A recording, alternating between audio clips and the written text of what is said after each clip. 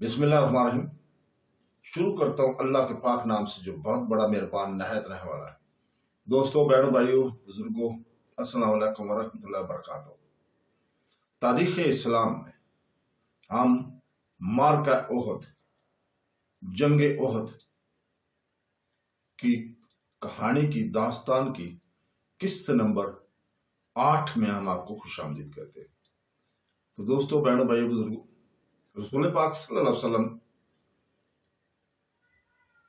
فوراً اٹھے اور مدینہ واپس آئے اور انصار اور مہاجرین قیدین سے ملاقاتیں کرنے لگے تاکہ اس امر کے متعلق موقف کے مقابلے کے لیے ان سے باری باری بات چیت کریں۔ آپ صلی اللہ علیہ وسلم نے انصار کے سردار حضرت سعد بن ربی کو بلایا اور انہیں حضرت عباس رضی اللہ تعالیٰ کا خط کی خبر کے بارے میں مطلع کیا تو انہوں نے کہا، قسم بخدا مجھے امید ہے کہ بہتری ہوگی، اور آپ نے ان سے بھی اسے پوشیدہ رکھنے کو کہا۔ اور جب حضرت محمد صلی اللہ علیہ وسلم حضرت سعد کے گھر سے باہر نکلے تو آپ کی بیوی نے آپ سے کہا، رسول پاک صلی اللہ علیہ وسلم آپ سے کیا بات کی ہے؟ آپ نے اسے کہا، تیری ماں مر جائے، تو کہاں اور وہ بات کہاں؟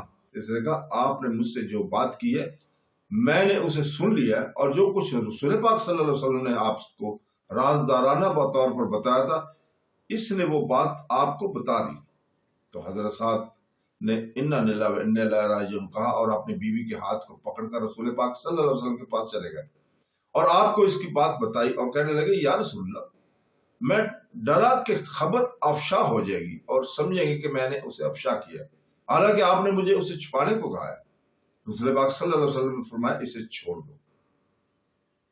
تو دوستوں، جب مسلمانوں کو یقین ہو گیا کہ مکی فوج نے ان کی طرف مارچ کر دیا تو اس کے بعد وہ بیدار رہنے لگے اور مدینہ عام لام بندی کی حالت میں ہو گیا اور اس کے جوان ہتھیار بند رہنے لگے، حتیٰ کہ وہ نمازوں کے اوقات میں بھی حکامی حالات کے لیے تیار رہتے تھے، اور اسلام کے سپاہی مدینہ کے راستوں کے ارد گرد پھیل گئے اور اس خوف سے کہ ان کی حفاظت کرتے تھے کہ انہیں غفلت میں نہ پکڑ لیا جائے، اور رسول پاک صلی اللہ علیہ وسلم کے گھر میں آپ کی حفاظت کے لیے ایک چھوٹی سی جماعت کو منتخب کیا گیا، اور اس جماعت میں انصار کے 3 سردار شامل تھے، حضرت سعد بن معاذ، حضرت السعید بن حزیرہ اور سعد بن عبادہ۔ انہوں نے ہتھیار بند ہو کر رسول پاک صلی اللہ علیہ وسلم کے دروازے پر آپ کی حفاظت کرتے ہوئے مسجد میں رات گزاری۔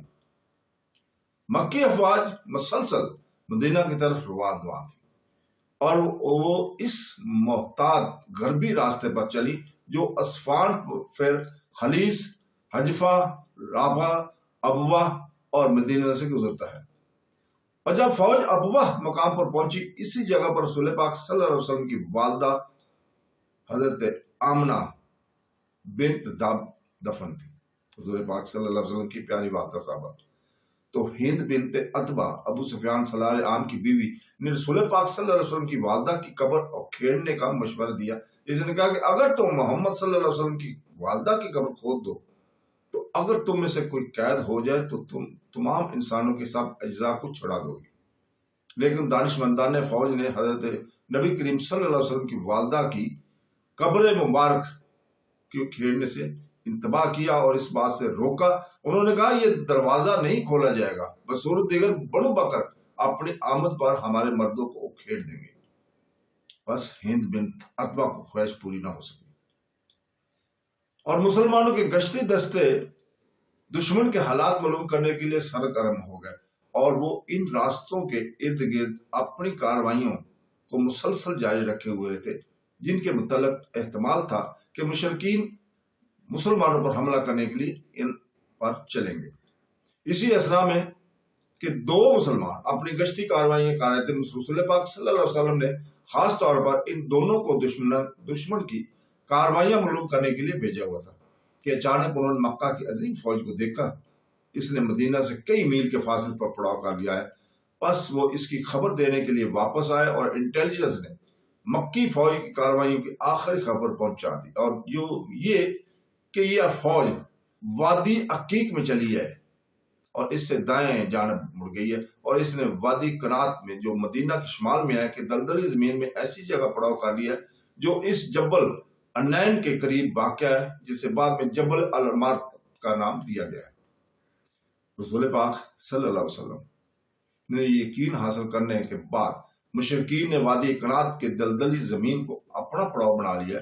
आपने मौक़िफ़ की तहकीक के लिए फौज के आला मशावरती कॉन्फ्रेंस की इनेकाद में जल्दी की, जिसमें जैश नबवी के तमाम सलाह और मदीना के अहले आराय शामिल हुए। और इस मजलिस में अब्दुल्ला बिन अबी बिन सलोल जो मुनाफिक था वो भी खजरज की एक ज़ीन की सूरत में शामिल हुआ। ये मजलिस 14 शवाल सन 3 हिजरी को मुनक़द हुई थी। इस मजलिस में इस जगह के मुतल्लिक़ खास तौर पर गुफ्तगू हुई जिसमें मुसलमानों का अपने दुश्मन से जंग करना थी। रसूल करीम सल्लल्लाहु अलैहि वसल्लम की राय ये थी कि मुसलमान कुरैश को मदीना पर हमला पर मजबूर करने के लिए मदीना में किला बंद हो जाए, और इस मंसूबे पर अमल करने का मकसद ये था कि मुसलमान मुशरिकीन के मुकाबले में गली कुचों में जंग के मंसूबे पर अमल करें, इसलिए कि इस तरह कोई काबिल जिक्र नुकसान उठाए बगैर मुसलमान मुशरिकीन को बड़े नुकसान पहुंचाएंगे। नीज ये कि मुसलमान ऐसे मकामात पर कलाबंद होकर जंग करेंगे जिनका मुशरिकीन को बिल्कुल पता ही नहीं है।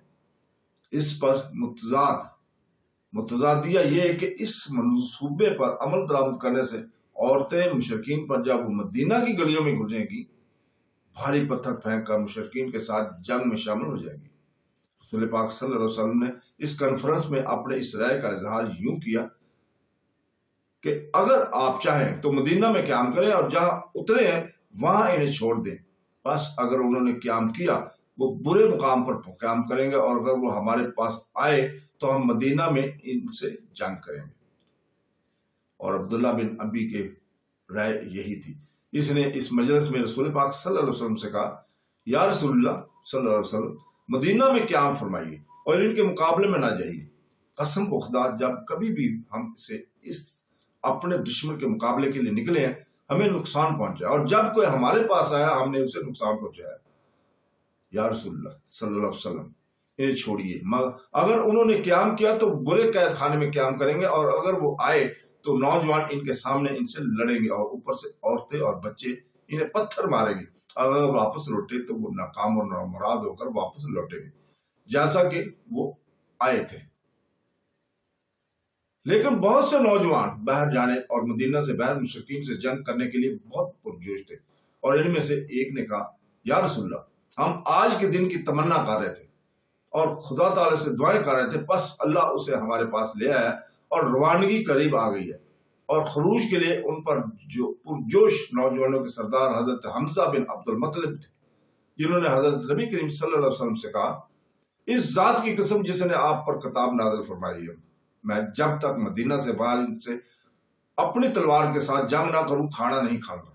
और इसी तरह वो बहुत से लोग भी जिन्हें मार का बदर में शामिल होने का शर्फ हासिल ना हुआ था, इस आखिरी राय की तरफ मायल हो गए। और इनकी एक शख्स ने रसूल पाक सल्लल्लाहु अलैहि वसल्लम से कहा, हमें हमारे दुश्मन के पास ले चलिए, वो नहीं समझते कि हम इनसे बुज़दिल और कमजोर हो गए। खुदा की कसम हम अरबों की अतात नहीं करेंगे, ख्वाह वो हमारे घरों में दाखिल हो जाए। तो दोस्तों, इसके साथ ही हम इजाज़त चाहते हैं। अल्लाह हाफ़िज़।